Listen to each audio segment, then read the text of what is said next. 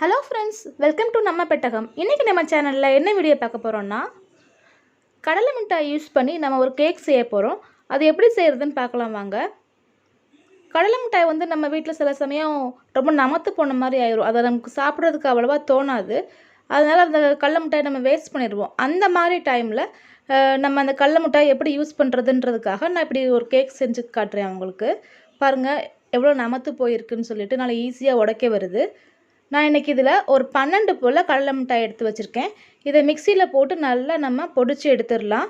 4ஆக உடச்சிட்டு நல்லா பொடிச்சு எடுத்துக்கோங்க. பாருங்கள் இந்த அளவுக்கு நல்லா பொடிச்சு நான் எடுத்து வச்சுருக்கேன். இப்போ கேக்குக்கு தேவையான பொருட்கள் என்னென்னு நம்ம பார்த்துடலாம்.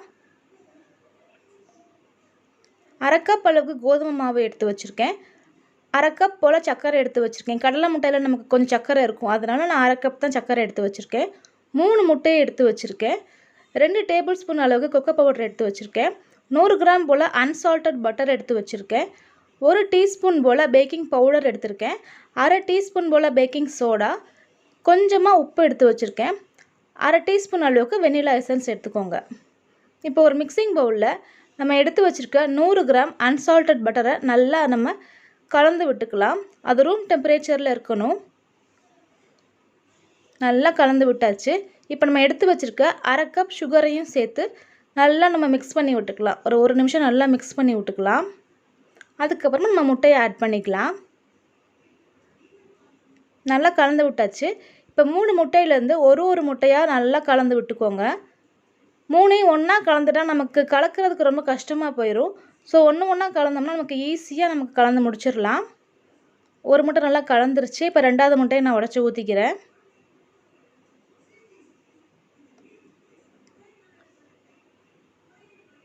இப்போ 3ஆவது முட்டையை நான் உடச்சி ஊற்றிக்கிறேன்.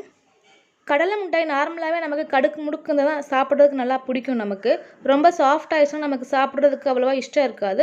அந்த மாதிரி டைமில் இந்த மாதிரி செஞ்சு சாப்பிடும்போது நமக்கு ஒரு ரிச்சான கேக் கிடச்ச மாதிரி ஆயிரும்.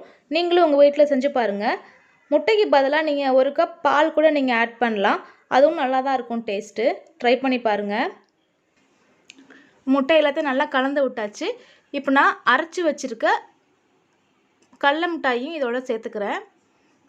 சேர்த்து கட்டிகள் எதுவும் இல்லாத அளவுக்கு நல்லா கலந்து விட்டுக்கலாம். நல்லா கலந்து விட்டதுக்கு அப்புறமா நம்ம இதில் மாவு பொருட்கள் சேர்க்க ஆரம்பிச்சிடலாம். 1/2 கப் கோதுமை மாவிலிருந்து நான் கொஞ்சம் கொஞ்சமாக தான் சேர்க்குறேன். பாதி கோதுமை மாவு சேர்த்துட்டு இதோட 2 டேபிள் ஸ்பூன் கொக்கோ பவுடரையும் சேர்த்துக்கிறேன்.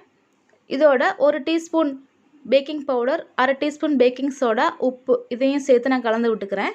இது நல்லா மிக்ஸ் ஆனதுக்கப்புறம் மீதமாக இருக்கிற கோதுமை மாவையும் நான் சேர்த்துக்க போகிறேன். இந்த அளவுக்கு கலந்தாச்சு. இப்போ எக்ஸ்ட்ரா இருந்த கோதுமை மாவையும் நான் சேர்த்து நல்லா கலந்து விட்டுக்கிறேன். கொக்கோ பவுடர் ஆப்ஷனல் தான், நீங்கள் வேணான்னா ஸ்கிப் பண்ணிக்கோங்க. இப்போ நான் அதில் வந்து 1/2 டீஸ்பூன் போல் வெனிலா எசன்ஸ் சேர்த்துருக்கேன். நல்லா கலந்து விட்டாச்சு. இப்போ நம்ம இதை வந்து ஒரு பேக்கிங் ட்ரேயில் போட்டுடலாம். நான் ட்ரேயில் வந்து கீழே பட்டர் பேப்பர் வச்சு சுற்றி எண்ணெய் தடவி வச்சுருக்கேன். எல்லாத்தையுமே இதில் நம்ம ட்ரான்ஸ்ஃபர் பண்ணிடலாம். பேட்டர் வந்து இந்த அளவுக்கு திக்காக இருக்கணும், அப்போ தான் நமக்கு நல்லா சாஃப்டாக கிடைக்கும். மேலே நல்லா அதை நீங்கள் வந்து சமப்படுத்தி விட்டுக்கோங்க. திக்காக இருக்கிறதுனால நம்ம தான் சமப்படுத்தி விடுற மாதிரி இருக்கும். நல்லா மிக்ஸ் பண்ணதுக்கப்புறமா லைட்டாக தட்டி விட்டுக்கோங்க. அப்போ தான் நமக்கு ஏர் பபிள்ஸ்லாம் ரிலீஸ் ஆகி வந்துடும். கேக் செய்யும் போதே நான் 10 நிமிஷத்துக்கு ப்ரீ ஹீட் பண்ணி வச்சுருக்கேன். குக்கரில் 1 இன்ச் அளவுக்கு மண் போட்டு ஒரு ஸ்டாண்டு வச்சுருக்கேன். இது வந்து நல்லா ஹீட் பண்ணியாச்சு. இப்போ நம்ம எடுத்து வச்சுருக்க கேக் பேட்டரை இதில் வச்சிடலாம். கை சுற்றும் பார்த்து வச்சுக்கோங்க. அதே மாதிரி இந்த டின் வந்து குக்கரில் டச் ஆகாத மாதிரி பார்த்துக்கோங்க. கேப் இருக்கணும், அப்போ தான் நமக்கு கருகிடாமல் இருக்கும். இப்போ நம்ம வந்து மூடி போட்டு நம்ம ஒரு 50 நிமிஷத்துக்கு நல்லா வேக விட்டு எடுத்துடலாம். கேஸ் கட்டும் போடக்கூடாது, வெயிட்டும் வைக்கக்கூடாது. நம்ம இதில் கேக் செய்யும்போது எப்போதுமே மீடியம் ஃப்ளேமில் வச்சுக்கோங்க, அப்போ தான் நமக்கு சீக்கிரமாக கருகிடாமல் இருக்கும். இப்போ 50 நிமிஷம் ஆயிடுச்சு. நான் ஓப்பன் பண்ணி காட்டுறேன் உங்களுக்கு. கேக் சூப்பராக வெந்து வந்திருக்கு. அது எப்படி பார்க்குறதுனா, ஒரு டூத் பிக் இல்லைனா கத்தி வச்சு லைட்டாக குத்தி பாருங்கள். அதில் எதுவுமே ஒட்டாமல் தான் நமக்கு கேக் ரெடி ஆயிடுச்சுன்னு அர்த்தம். இப்போ இதுலேயுமே ஒட்டலை. நம்மளோட கேக் சூப்பராக ரெடி ஆயிடுச்சு. இப்போ அதை அப்படியே வெளியில் எடுத்து ஒரு 20 நிமிஷம் நல்லா ஆற விட்டுறலாம். நல்லா 20 நிமிஷம் நம்ம ஆற வச்சா தான் நமக்கு வெட்டுறதுக்கு ஈஸியாக இருக்கும். சூடாக இருக்கும்போது வெட்டினா நமக்கு வந்து அது பிஞ்சு வந்துடும். இப்போ 20 நிமிஷம் ஆறுனதுக்கப்புறம் கத்தி வச்சு ஓரத்தில் ரிலீஸ் பண்ணி விட்டுருங்க.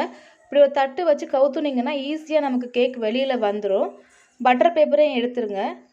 கேக் பாருங்கள் எவ்வளோ சாஃப்டாக வந்திருக்குன்னு சொல்லிட்டு. நமத்து போன கடலை மிட்டாயிலேருந்து நமக்கு ஒரு சூப்பரான டேஸ்டியான சாஃப்டான கடலை மிட்டாய் கேக் ரெடி ஆயிடுச்சு. இப்போ நான் உங்களுக்கு கட் பண்ணி காட்டுறேன் பாருங்கள். கேக் எந்த கேக் செஞ்சாலும் அது நல்லா ஆறுனதுக்கு அப்புறம் தான் நம்ம அதை வந்து கட் பண்ணணும். அப்போ தான் நமக்கு வந்து அது நல்லா டெக்ஸ்சராக கிடைக்கும். பாருங்கள் எவ்வளோ சாஃப்டாக இருக்குன்னு சொல்லிட்டு. இதே மாதிரி கடலை மிட்டாய் கேக் நீங்களும் உங்கள் வீட்டில் செஞ்சு பாருங்கள். செஞ்சு பார்த்துட்டு எப்படி இருந்தது உங்கள் கமெண்ட்ஸை எனக்கு சொல்லுங்கள். இந்த வீடியோ உங்களுக்கு பிடிச்சிருந்துச்சுன்னா என்னுடைய சேனலை லைக் பண்ணுங்கள், ஷேர் பண்ணுங்கள், கமெண்ட் பண்ணுங்கள். இது வரைக்கும் நம்மளுடைய சேனலை நீங்கள் சப்ஸ்கிரைப் பண்ணாமல் இருந்தீங்கன்னா சப்ஸ்கிரைப் பண்ணிக்கோங்க.